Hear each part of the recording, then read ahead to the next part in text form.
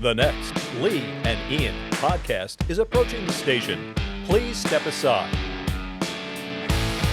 And welcome to the Lee and Ian Show. I'm Lee Navlin. And I'm Ian Grodman. The Lee and Ian Show is sponsored by Grodman Law and Mediation. Remember, when it comes to divorce, family first. Mediation, it's the way to go. Grodman Law and Mediation.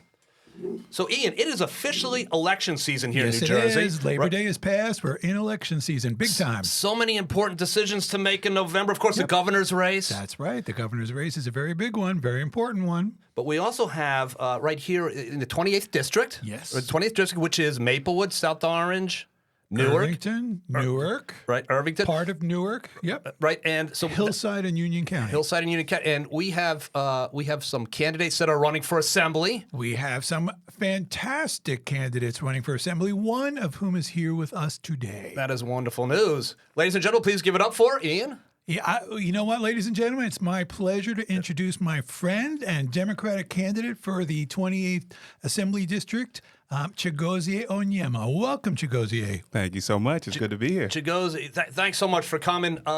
First off, dude, we're so pumped up you're here. We're really pumped up you're here. And while we're talking about pumped up, dude, you're huge. Look at the size of you, man. Right. I mean, never mind. What a segue, Lee. Right. So let's just talk about how much can you bench? That's the first thing I got to know because the guy's a brick house. He's a big guy. The Jets could use you right The Jets now. could use me. Did you I'm ever a play Jets football? fan. Not really. Okay. Not really. I didn't play for Columbia, but yes, I don't know how much I can bench. I typically do 225, a few sets of that, but I never max out. I don't ever max out. Yeah, Ian and I used to work out at the gym together. Now, Oh, yeah? I would show up and Ian would be eating a bagel on the treadmill. That was Ian's big workout. And I'd be pressing 10 pounds. There you go. There you go. That's right. Yeah. But it's great again to have you on the podcast. I'm reading up on your life now. You're running. What I love about you running for assembly right now is that you live in Newark. Yeah. But you're from Maplewood, or you went to high school in Maplewood. Yes, and middle school. And elementary school. In elementary school. So before we get started, why don't we just talk a little bit about your life in Soma? Now, I think your family was in the Hilton District. Is that where you Yes, grew up? absolutely. Yeah, Yep, Van Ness Terrace. Yeah, talk a little bit about that in Columbia High School and your memories. What year did you graduate high school? 2004. 2004, okay. Yeah, over But 20 he years ago. also, Yeah, yep. he also did something pretty monumental in 2004 when he graduated from Columbia High School, right? I did. That's actually my first foray into politics. 2005. So I 2005. ran for the school board in 2005. Oh, in the wow. Maple So you South Orange graduated District. 2004, and then you said, "Hey, I got some ideas on how to fix what I just went through." Yeah, absolutely. But I guess to take it a little further back, family was my family came to this country from Nigeria. Mm-hmm. Father came in the late 70s. My mother came in about the early 80s. I was born in 86. And when I was born, we were living in Hill Manor in Newark, which is on Dr. Martin Luther King Boulevard. Mm-hmm. It's no longer there. I think it was torn down in the late 90s or so. There was a big fire in Hill Manor, and folks moved. So the fire didn't necessarily destroy the building, but the fire was kind of one of the catalysts for people beginning to move out and the building to be taken down.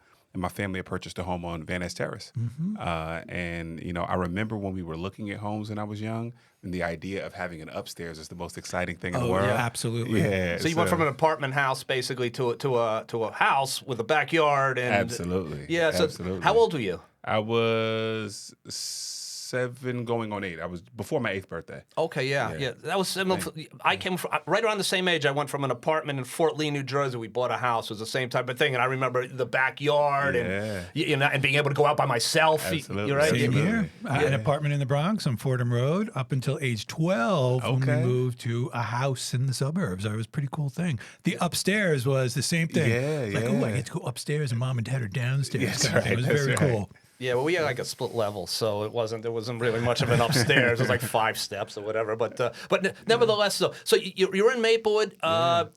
What elementary school did you go to? Seth Boyden. You did Seth So Boyden? at the time, you went to the elementary school where you lived. Right, So, yep. We Right. went right around the corner to Seth Boyden. Yep.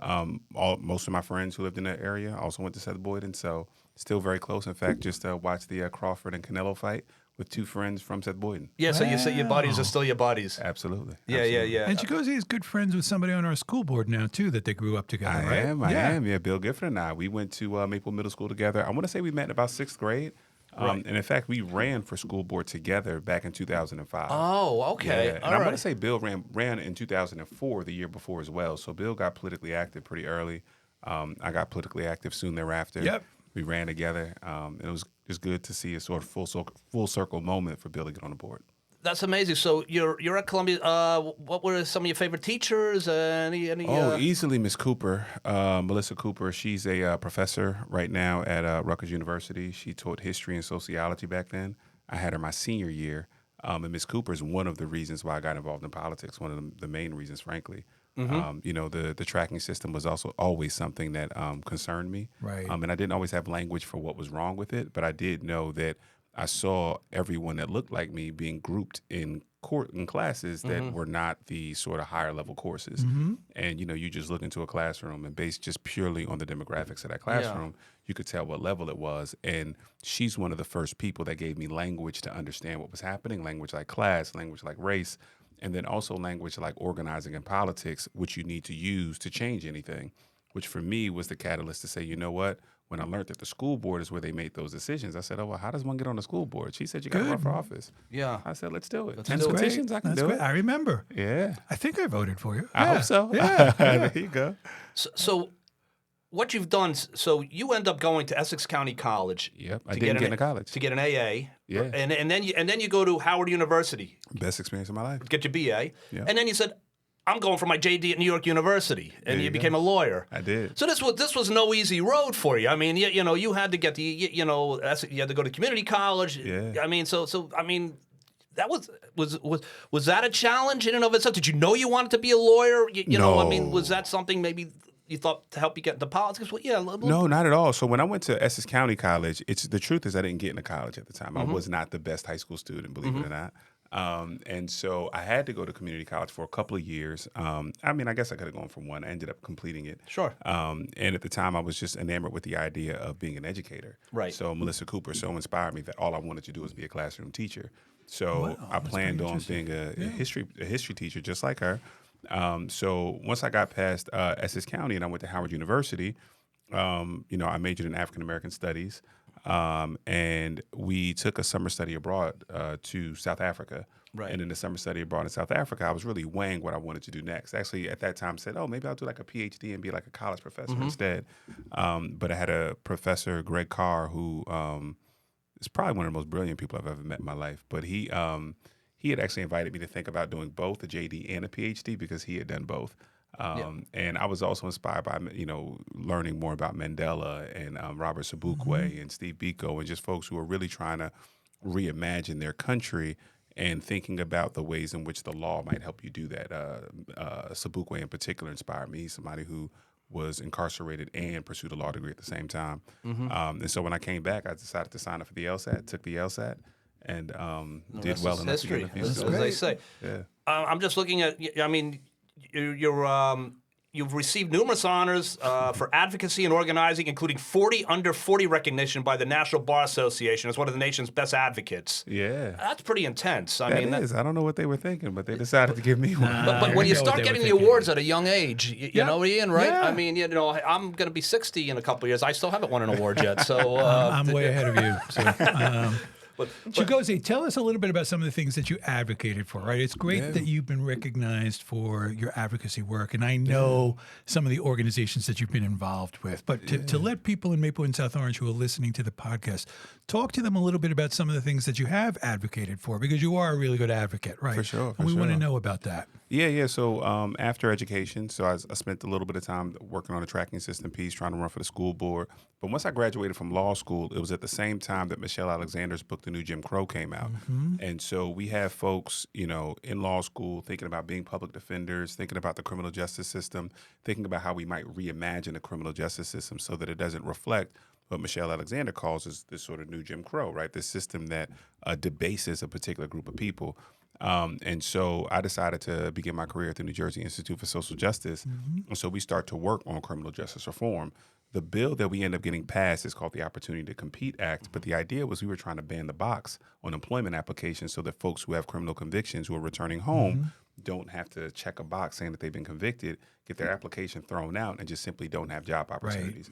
Now, of course, there's certain professions that you simply can't work in without it, so those were excluded. But the idea was like, let's give folks an opportunity to compete for work. Yep. So that was sort of one of my first big advocacy pushes there. And then I decided to get involved in electoral politics. And at the time, Mayor Baraka was running for mayor of Newark. So this is like 2013, going into to the 2014 race. Senator Booker had just left to replace Senator Lautenberg. And so what we were thinking about was how do you build an equitable city? You know, Newark is sort of the next stop on the PATH train. The proximity to New York City means that real estate values are super high. Right. But how do you develop a city while including its residents? Right. So we were really thinking a lot about inclusive development policies. I had an opportunity to do some economic development as the general counsel and director of development for the parking authority.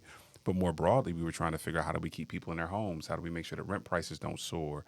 So equitable development sort of became the next thing that I thought really deeply about, and also inspired me to think about local politics. And so in 2022, I want to say the current council person in the West Ward ends up unfortunately being indicted.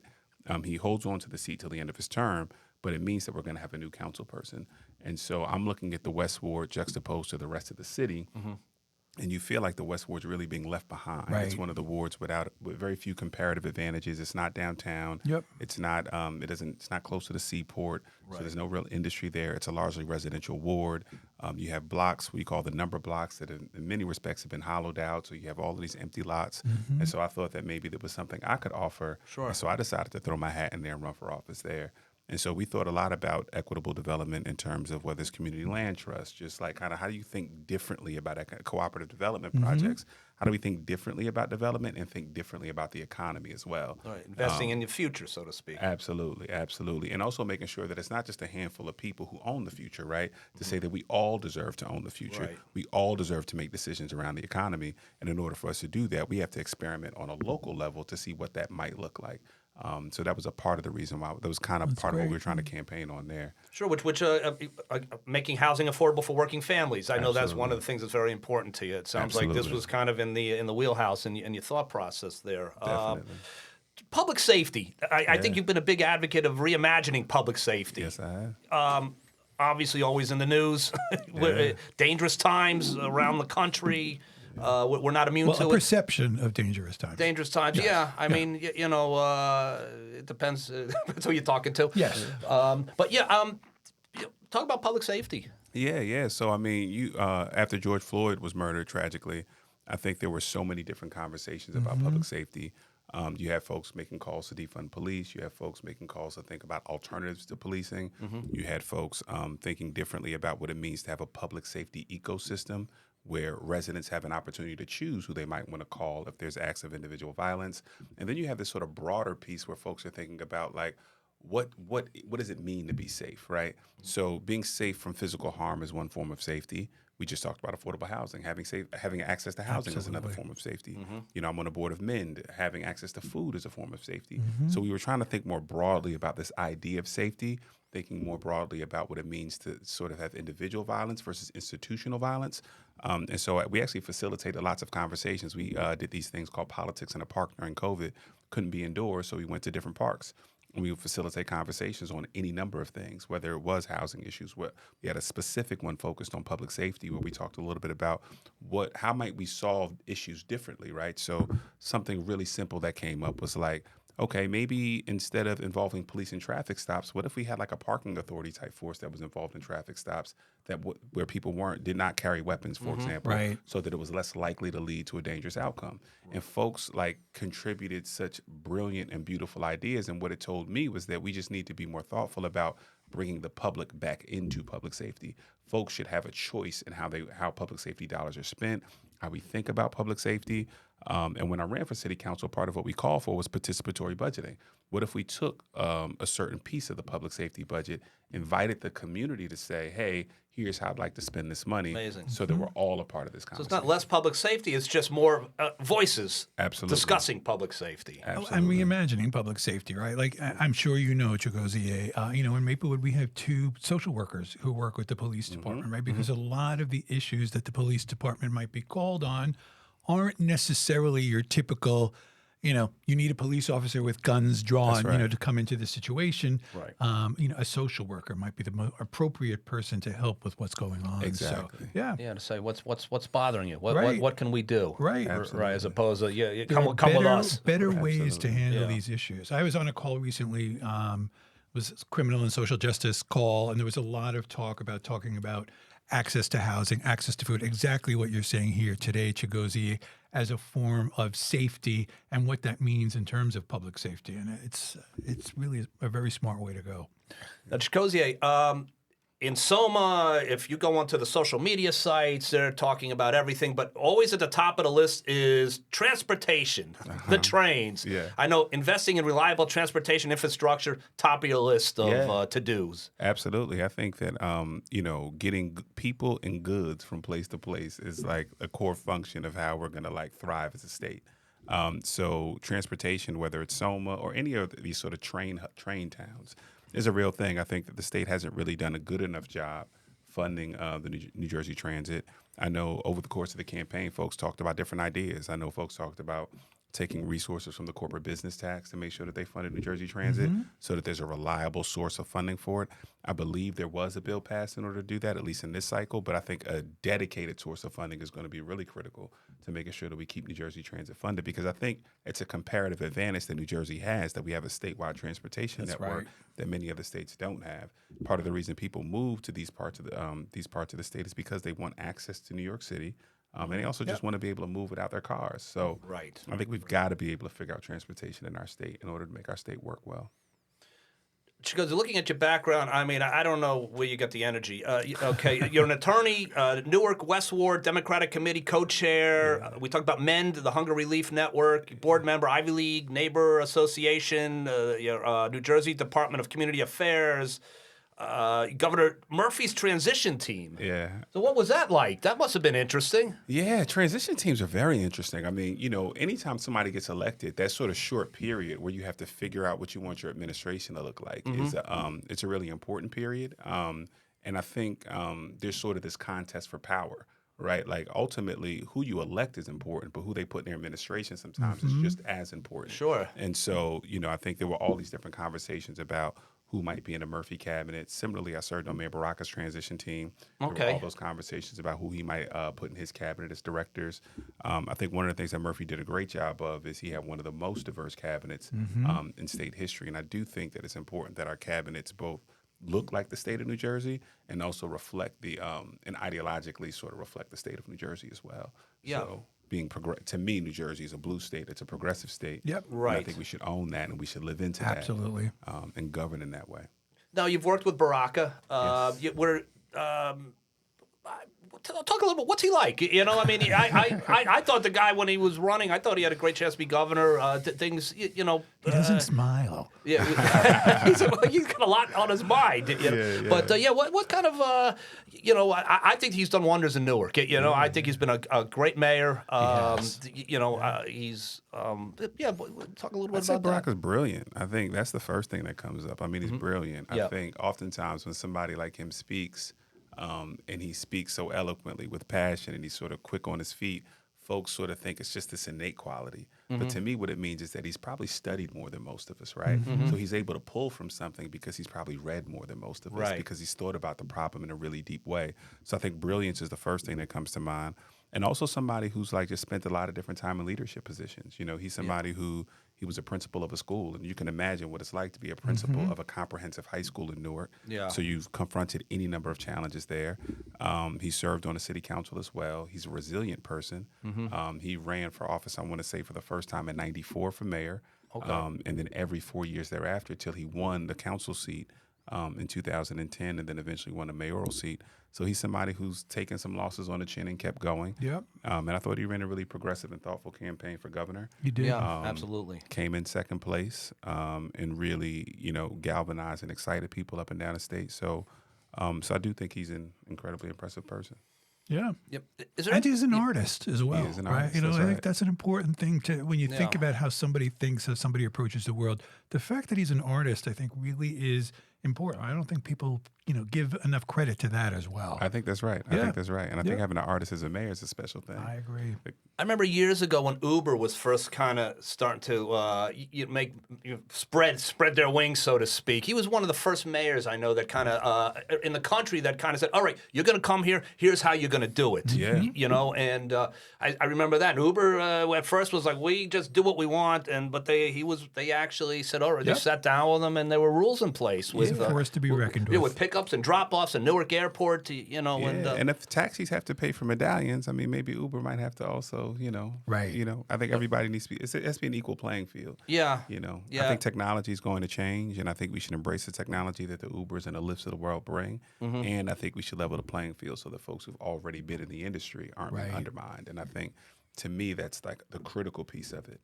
Making sure these technology companies are, playing by a fair set of rules. Yep. Right. I own the medallion, but they have the technology, so my medallion isn't worth anything now because you have the technology. How do we make it so everybody, it's fair play for those that invested in this industry as opposed to got a phone and a car. Traditionally, the medallion owners are typically recent immigrants, right? Who've worked very, very hard to save the money to purchase every those dime that they medallions, made went into right? that. Yeah. And so, for these people to often be suffering, at the hands of tech billionaires, it's an important point to bring up. Yeah. Besides, I know Barack. You're going to say Barack, and Murphy, I'm sure, is another name. Talk about some of the politicians, some of your mentors, or some of the people that you say, boy, that's what I would like to do with my political career. That's where I want to go. That's who I want to be. The elected official that I'm most inspired by is Richard Hatcher. Okay. Richard Hatcher was mayor of Gary, I'm going to say from 67 to 87. Okay. First black mayor of a major city. Gary, Indiana. Gary, Indiana, I got a chance to be close to him toward maybe the last 10 or so years of his life. Okay. And I felt like he really epitomized the sort of inside-outside strategy. Yep. Inside in terms of his leadership as a mayor, vice chair of the the DNC, the campaign chair, then vice chair for Jesse Jackson's campaigns in 84 and 88, anti-apartheid activist. He was the chair of TransAfrica, which is probably the foremost anti-apartheid organization at that time, civil rights leader and mayor. And so for me, it's almost like this mayor-statesman idea. Like he had this sort of international outlook with the anti-apartheid movement, had national politics with Jesse Jackson's campaigns, and on a local level was doing some great work. And then you think about the 1972 Black Political Convention, which was hosted in Gary, co-hosted by Mary Baraka from Newark. I didn't know that. Oh yeah, that was, to me, he is one of the models for elected leadership. No, certainly. So let's talk about Maplewood South Orange a little bit. Back up a little bit. Garnet Hall was our assembly person. Yes. She's not running right now because she was knocked out in the primary. Garnet is beloved in Soma. She's done so much for the community. What I love about you coming in is, while you're based in Newark now, your roots are in Maplewood, and I believe you have family in South Orange. I believe. Yes, my mother's. So just talk a bit to the Soma people, like what they can expect from you. It sounds like hey, I'm calling you from Maplewood. You're going to take their call. Yeah, absolutely. Anyone in any part of the district reaches out, we're definitely going to be responsive. And I think what they're getting is a progressive person who has really strong values and strong convictions, and tends to fight for them and filter those sort of progressive values and strong convictions through the legislative process, right? So the goal is actually to win for people, right? So I think we don't just want to fight, we want to actually win on our ideas. Right. So for me, that's something that's important. Also, when I think about Soma, I'm the one candidate, actually went through Soma schools, grew up in Soma, still have friends and family in Soma. So, being sort of responsive to the issues of the people in South Orange and Maplewood is critical, because it also means being responsive to my family, being responsive to my friends, being responsive to my former neighbors, my mother's neighbors. So for me, being responsive to this community is going to always be critical. And I think it comes down to your favorite pizzeria in Maplewood, South Orange. So I think the people decide to vote for you not based on this answer right here. One that you went to school with, right? I can tell you. So there's a couple. So growing up, It was Maplewood Pizzeria, actually, right by Columbia High Yeah, School. right across the Right. street. Yeah, so that's where it was growing up. Today, I actually get pizza from Village Trattoria. Okay, good. Yeah, that's a good answer. And to he's try got a location in South Orange too. and that's actually I go to the Maplewood. South Orange one Maplewood and admittedly South more Orange, because right. of where I live. It's closer to home. Yeah, just down South Orange Avenue. That's right. Yep, That's yep. right. Yeah. So coming from Ivy Hill, it's a little easier. All to right, get all right. there. That's the good. I know Vinny at Roman Gourmet will be a little disappointed, but Well, you know what? I used to go back in middle school. I used to go to Arturo's and Arturo's more than Roman Gourmet. Right, But yeah. because it was just so close to the It middle was school. right across from the school. Yeah. So like on half days, we would go to Arturo's after school and then walk home. Yeah. So you need a couple dollars in your pocket to get you a pizza. There we go. Right, Yeah. right. Well, yeah. I used to joke with Vinny. I said when Arturo's they're not. When they were still there, they had that line around the block, people waiting to get in for pizza. right. I said, why don't you go out there and sell slices? You know what I mean? Yeah. Like to the people waiting on the sidewalk. I'd have bought one. Yeah, right. That's right. Yeah. I got a 45-minute wait. So good answer, Ian. Right? I think There's no bad answer. Right, No there's bad no answer. bad. Just, right. That's right. There's no. That's it. There's one pizzeria I would have, but I'm not gonna mention. it by name. Ooh, But yeah, okay. that's We'll right. have I to, would've said, ask about that off air. We'll ask that off. Offline. So Maplewood Middle, Columbia High School. Did you? What was some of the activities at Columbia High School you were doing? I guess. What activities? Hanging out with my friends too much. That was my problem in high Gaming. school. Yep. Yeah, I would say. I mean, I played ball one year. I played basketball one year. What else? Who was principal back when you were there? Do you remember who was the principal? Because in 2000. Oh man! Wow. Okay, Renee Pollock for my last 2 years. Okay. Okay. I'm trying to remember who was there before Renee. That explains a lot. Yeah, we were organizing Yes, against Renee Pollock. yeah. to be Okay, honest. all right. We The- were the- organizing hard. Rough and against tough Renee years. Pollock. Yeah, Yeah. yeah. And yeah, Were probably. you Which- a couple of years ahead of SZA? Yes, I want to Okay. say I was 3 years ahead of her. I think she Okay. was 07, I was 04. Got it. And you saw the talent. You knew what was coming. I right? didn't actually. I'll be honest. I didn't know she was an artist. I mean, she's incredible, of course, but I didn't Yeah. know. Yeah. Unbelievable. Columbia High School has. I mean, there have been some big. I mean, Jaws. Right. That's right. Jaws. Zach Braff. Okay, Roy yes. Scheider was from Jaws. He started in Jaws. He was Columbia High School, and then you had Zach Braff and. I always tell people we lived 2 doors over from, we used to call her Solana back then. Yeah, Solana, that's right. And when my son was born, and SZA, I think she was 7 years old. She used to come over every day and say to me, I can babysit him for you. Oh, wow. And so we've got a long way back with her too. Yeah. amazing. So there is a Columbia Hall of Fame. Right? So Absolutely. once you win this election, I would imagine it should be a requirement. They let you write It's a in. requirement. So let's make sure that we go ahead and write him a letter and tell him you That's better it. let this guy in. We'll make a recommendation. There you go. They listen to Ian and Lee. That's right. Some of your That's former right. teachers might be like, "Who? What? Are you kidding me?" That's right. Chigozie? But this is what's it like running for office for an assembly? But this is a big job. It's an important job. Some people perhaps say it's a stepping stone to the next. I'm sure you're not looking at it like that right now. You're just looking at the opportunity that presents itself. But Absolutely. what's that do to life, to family? To time, It takes a lot of time. But I think one of the beauties I think about running for office is you get to talk to so many different people because, you build a sort of strategy to figure out which doors you want to knock on. You host different meetings. Folks invite you to different meetings. And you just get to talk to just such a wide range of people. And you get a sense for how people are feeling about not just like the district, but the country and the world. And so it's sort of animating some of the things that people are talking about. So for me, I find it to be really exciting to get a chance to knock on doors. I'll say that I ran for city council in 22 and in the state assembly in 25. The city council race was a little bit more. It was a little bit more grassroots, smaller area. It was just confined to the West Ward. This one, a much bigger area, so you're sort of thinking differently about how you sort of knock on doors and do voter contact.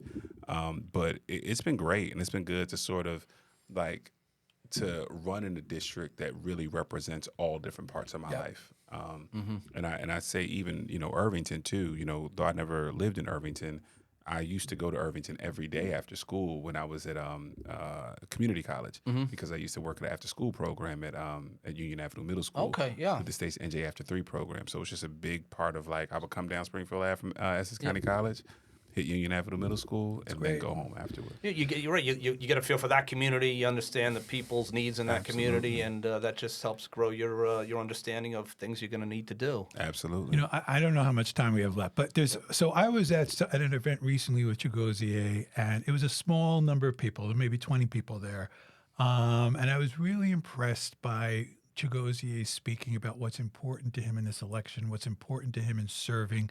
And I would really like to give him the opportunity to talk about that. And you talked about love, Yes. Chigozie, and how the importance of love and all of the work that you do and you will do as a member of the Assembly. And I was wondering if you could talk a little bit about that. Yeah, I think as we sort of think about meeting this moment and at this point in history, like a lot of us are sort of trying to figure out how we do it. And I worked at a place called Policy Links. I was at Policy Link for the past couple of years. I'm a consultant there now. And at Policy Link, we sort of answered that question with this idea of love. But we think about love in a really particular kind of way, which is to say that, we use that sort of Howard Thurman quote, which is that, to speak of love for humanity is meaningless because there's no such thing as humanity. What we call humanity are, people who have a name, who are born in a particular place, who live on a street, and who have particular needs and need all the things that we need. So you sort of can't speak of love in a sort of abstract way. You have to speak of it in a really particular kind of way, which is to say that if someone needs something, if someone is excluded from something, the way we love is by making sure that folks have that, right? So I think that, when I think about governing, it's important that if I'm an assembly person, if Mikey Sherrill's a governor, or if someone else is a president, that they think about what it means to govern for the entire country. But it's also critical that they think about the particular people who are left behind. So when we talk about maternal health outcomes, for example, Black maternal health outcomes rival that of developing nations. So while you have to develop a policy to think about maternal health outcomes for the entire state, you have to think about the particular people whose health outcomes have been disproportionately harmed by the existing policies. So it's important that a person like a Mikey or that a person like myself speaks specifically to the particular people who've been left out. And so when I think about a governing philosophy, I think a governing philosophy has to think a lot about the all, but be really clear about the folks who've been left out. And at Policy Link, we also have something we talk about called the curb cut effect. And sort of the idea of the curb cut effect was just that the disability rights movement advocated for curb cuts in the sidewalks for folks who had wheelchairs.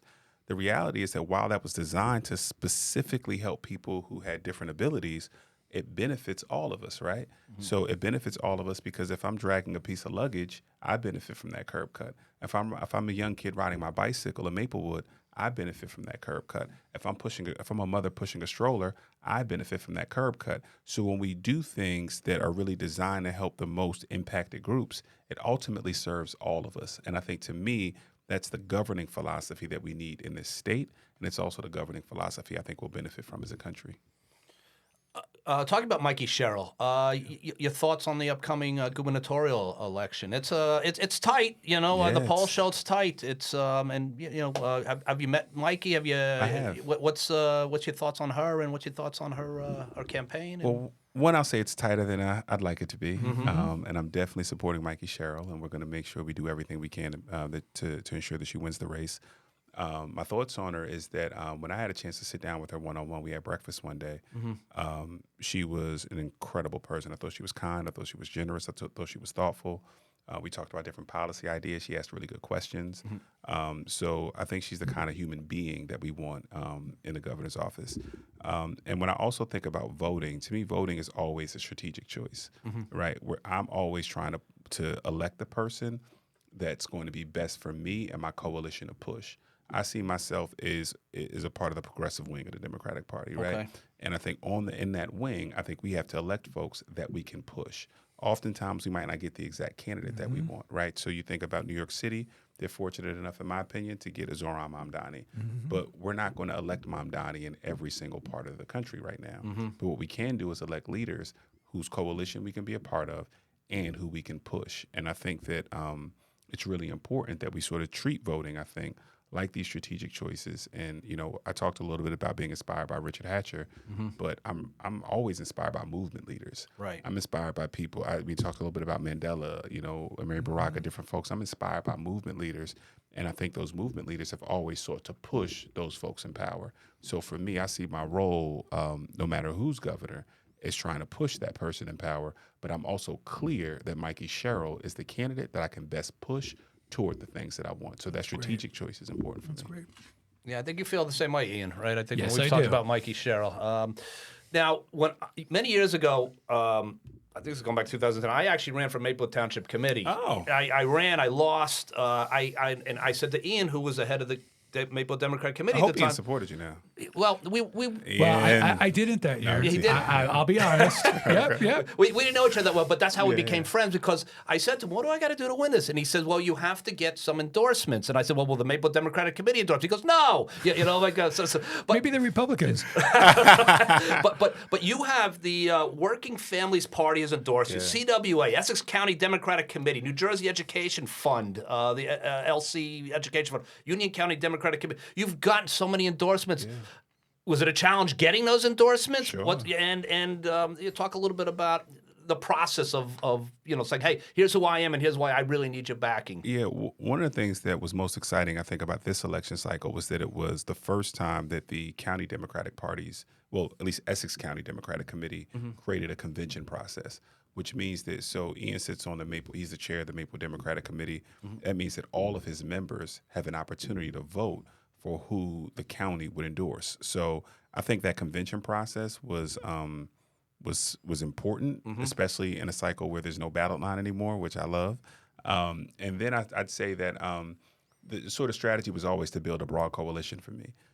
Build a broad coalition that included progressive organizations like the Working Families Party, the progressive unions like CWA and 32BJ, environmental spaces like not just the New Jersey League of Conservation Voters, but Climate Revolution Action Network. So people who sort of sit on different sides of the spectrum, but all want to think about the environment. So for me, it was always about building a broad coalition because I think you win through coalitions, and I think you govern well through coalitions. Excellent. Well, the thing with Ian, with not endorsing me, I said, if you don't endorse me, you're going to have to do a podcast with me for eons and eons. So that's how this came together, huh? Well, that's after our web series, right? That's right. Yes. And we've done a little acting together, Ian. Yeah, and you guys have great voices for podcasts. Oh, you guys have thank great you. voices. Thank you. Thank you. Appreciate that. I credit my parents for my I have to father. credit my parents as well. Right, my father. Anything I want, I had to beg for. Please, can I have it? The gift of gab. The gift of gab. He I taught love me it. the gift of Yes, gab. I have a business partner who says I have the gift of gab. Right, so- that's right. Well, you're a lawyer after There we all, go. right? Yep, So yep. that's did they teach that in law school, by the way? Like gift of gab? That should be right. Learn how to talk when no one else is talking. They teach you how to think in law school. That's all they do. Yeah, Right. They don't even teach you the law. They just That's teach you it. They don't. Yeah. Did they teach you how to make money in law school? Is No. That's not a class on how to capitalize on. No.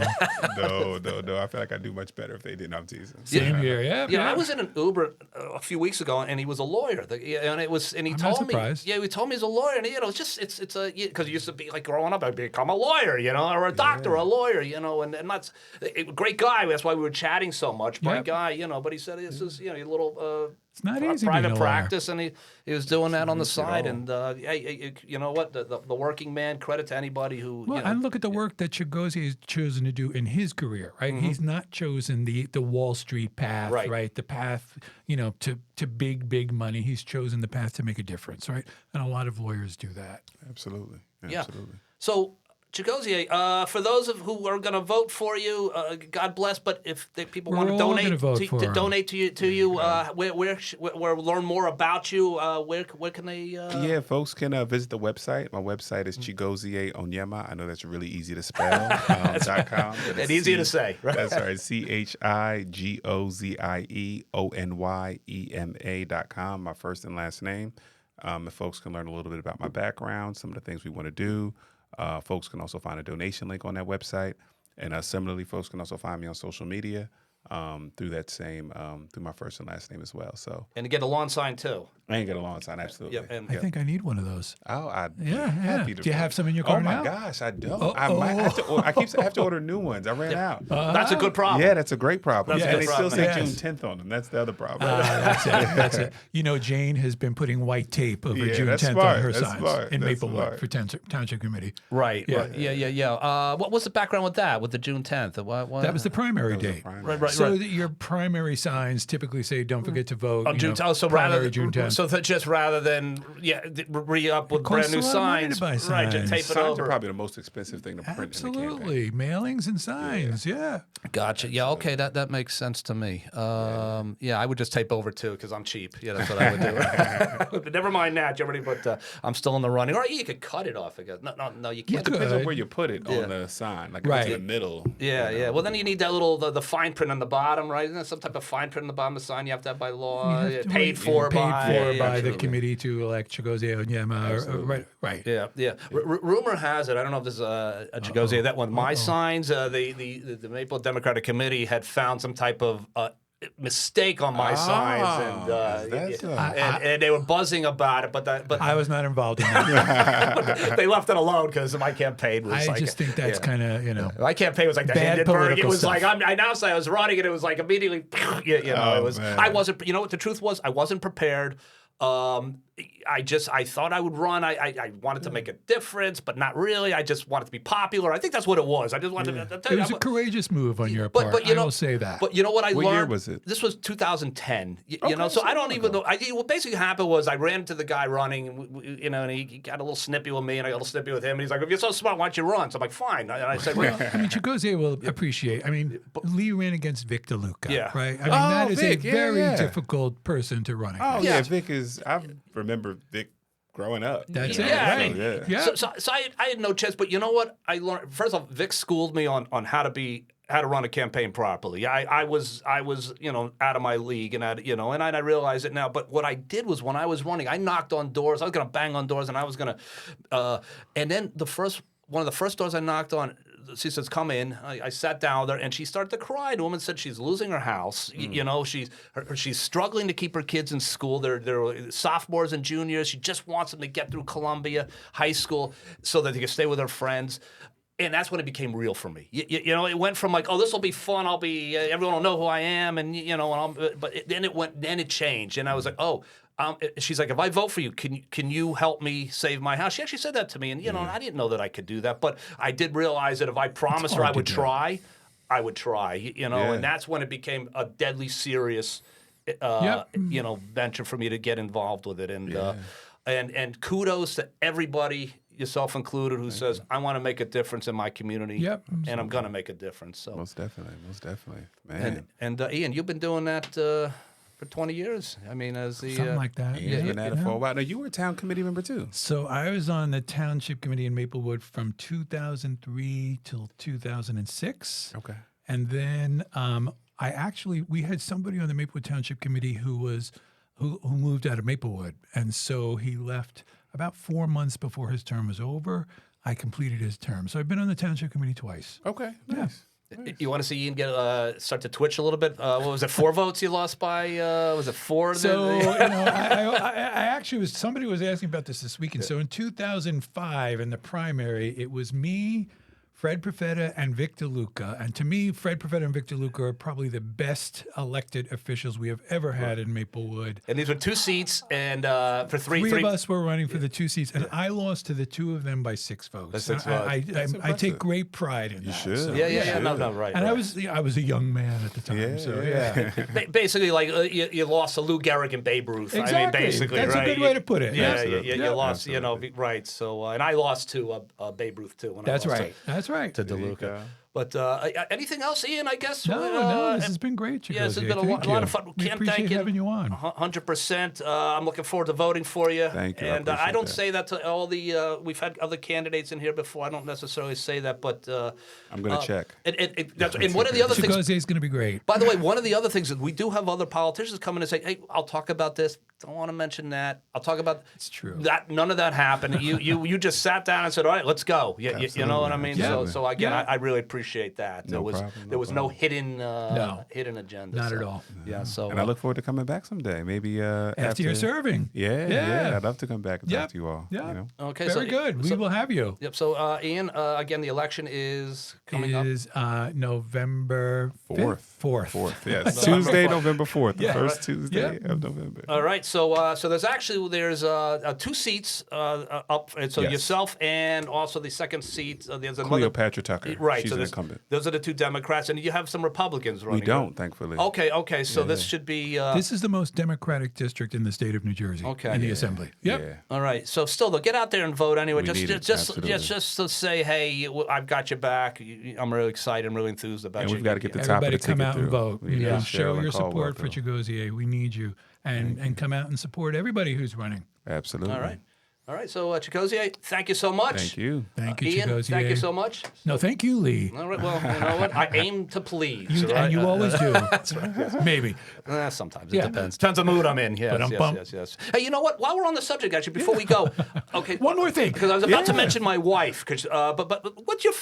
Are you married? I never thought No, that. no. Married, a single guy, no kids, Single anything guy, like no that? kids. All yeah. right, good for you. So I can just do politics 100% of the time. No, That's please. it. That's right. That's it. Yeah. It's hard to do married with children to be in politics. Absolutely. Absolutely. Yep. I've been married since the turn of the century. I've only been married 1,000 years. That's right. Who's counting? All right. So, anyways, I just wanted to make sure we weren't forgetting anybody. No, So, I okay. appreciate So, that. ladies and gentlemen, until we do it again, good night. Good night. Thank you.